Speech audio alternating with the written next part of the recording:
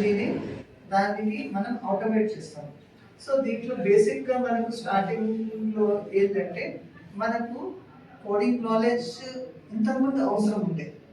So ఇప్పుడు వచ్చిన technologies పరంగా మనమే దాన్ని టార్గెట్ స్టాప్ లాస్ అన్ని మాన్యువల్గా మనం ఎంటర్ చేసుకుంటాం. దీంట్లో ఆటోమేట్ చేస్తాం అనమాట. స్టార్ట్ మీద మనకు బై ఎప్పుడు సెల్ ఎప్పుడు చేయాలంటే స్ట్రాటజీ ప్రకారంగా దాంట్లో stop loss, trail stop loss, everything దాంట్లో మనం పెట్టుకోవచ్చు. చాలా కమాడిటీస్ పైన కూడా మాకు రేపు ఇంకొక సెషన్ ఉంది, దాని మీద కమాడిటీస్ గురించి ఉంటుంది. దాంట్లో మీకు కమాడిటీస్లో